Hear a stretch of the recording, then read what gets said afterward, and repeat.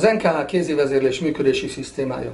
A három szereplő sok évre visszanyúló korrupciós történet csúcsán a kormány áll, és remek műve a 70/2005 4. hó 21 kormányrendelet. Ebben a kormány lazán hatósági felügyelet alá rendeli a járművezető képzési szakterületet, aminek értelmét és okát, a hatóság feladat és hatáskörét azonban nem határozza meg, ezzel kinyitja a kiskaput a kézi vezérlés alkalmazásához. Aláíró Gyurcsány Ferenc. A kormányrendelet felhatalmazása alapján a középső szinten egy miniszteri rendelet áll, egy olyan miniszterrel, aki teljhatalmat kapott a kézi vezérlésre. A miniszter a 24/2005 4. hó 21 GK rendeletben minden érintetre számtalan feladatot ró ki, és számtalan kötelezettséget állapít meg, ezzel tökéletesen elterelje a figyelmet arról, hogy a hatóságnak semmilyen kötelezettsége, és így természetesen semmilyen felelőssége nincs. Aláíró Kóka János. A legalsó szinten a miniszteri rendelet által szintén teljhatalommal felruházott hatóság áll, az NKH, a Nemzeti Közlekedési Hatóság, aki e téren semmi érdemi tevékenységet nem folytat.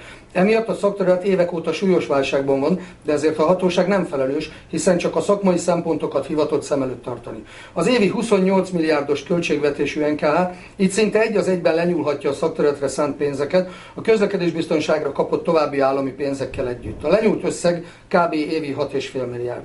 Ráadásul az NKH az évi kb. 20 milliárd forintos forgalmat bonyolító járművezető képzési szakterületen, hivatali hatalmával visszaélve, évek óta meghatározó piaci pozícióban van. Felelős vezető az NKH elnöke, Horváth Zsolt Csaba.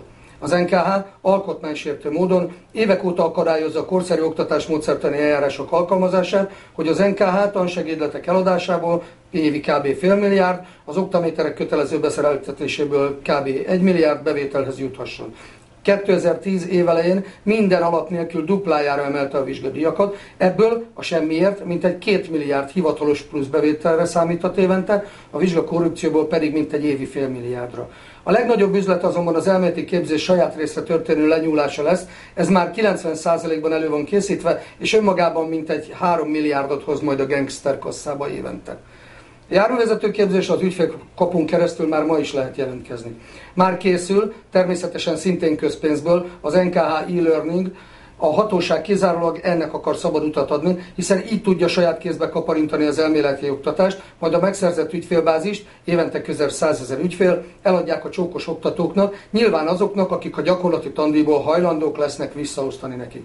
Ezzel a húzással több száz autós iskolát fognak teljesen tönkretenni, sőt, ehhez a konstrukcióhoz autós iskolára tulajdonképpen már nem is lesz szükség. A piac lenyúlásához szükséges jogi háttér előkészítése érdekében 2009. december 3-án az aktuális korrupt miniszter a céloknak megfelelően már módosította is a képzési rendeletet. A rendelet aláírója Hónik Péter. Döbbenetes, hogy több érdekképviseletnek mondott szervezet ebben az aljas történetben saját benfentes érdekei miatt hajlandó szerepet vállalni és a súlyos korrupcióhoz alibit biztosítani. Ebben a felállásban a hatalom által megfélemlített és szándékosan megosztott járművezetőképzéssel foglalkozó szakmai szereplőknek nincs szinte semmi esélyük. A szakoktató képzést már ki is vették a kezükből, és az egyetem falai közé vitték. Érdekes, hogy a tandíj itt kb. 600 000 forint. A lenyúlt milliárdok évek óta magas állami hivatalt ellátó személyek és a mögöttük álló felbújtók zsebébe vándorolnak.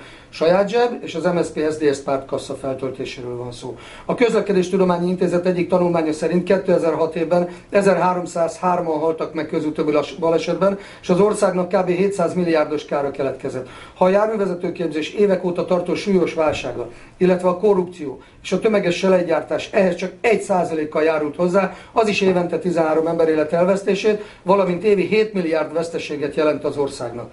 Fontos tudni, hogy van egy kulcsra kész program, ami kiszervezés útján mindössze 121 millió forintból garanciát vállalva nagyon gyorsan, hatékonyan és költséghatékonyan tudná véglegesen rendbe tenni a járművezető képzési szakterületet. Az ügyben évek óta tehetetlen és évente csaknem 28 milliárdból gazdálkodó NKH, illetve korrupciós partnere a KHM, azonban minden eszközzel elzárkózik a programnak még csak a megismerésétől is, beleértve a hivatalos lobbizás ellehetetlenítését is.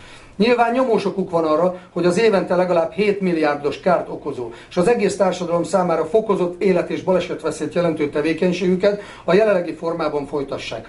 A hivatali szereplőkből álló bűnszövetkezet ténykedése minden közlekedőt fokozott élet- és balesetveszélynek tesz ki, amelynek az elmúlt években nyilván halálos áldozatai és súlyos sérültjei is voltak. Felnőttek és sajnos gyermekek is. Számítások szerint az elmúlt 8 évben kb. 100 ember halt meg miattuk a közutakon. Már megkezdődött egy egyesület szervezése, amelynek tagjai az őket ért súlyos veszteség miatt perelni fogják a magyar államot. A Magyar Köztársaság Alkotmánya első fejezet második paragrafus harmadik bekezdése azt mondja ki, hogy senkinek a tevékenysége nem irányulhat a hatalom erőszakos megszerzésére vagy gyakorlására, illetőleg kizárólagos birtoklására. Az ilyen törekvésekkel szemben törvényes úton mindenki jogosult és egyben köteles fellépni.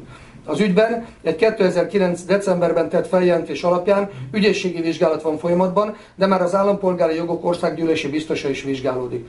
Ez az állami korrupció túltesz a BKV ügyön, mert a legmagasabb hivatalt betöltő személyek is érintettek, mert bűnszövetkezetben valósít meg súlyos közlekedési bűncselekménysorozatot, és mert vér is tapad hozzá. Hónapokkal ezelőtt írásban többször is tájékoztattam Vajnai Gordon miniszterelnököt, illetve az egész MSZP frakciót, jelezve, hogy még a választások előtt rendet lehetne tenni. Vajnai Gordon, Lendvai Ildikó, Mesterházy Attila, Kiss Péter és mások esetében azonban nem sikerült elérnem az intézkedéshez szükséges ingerküszöböt. No comment.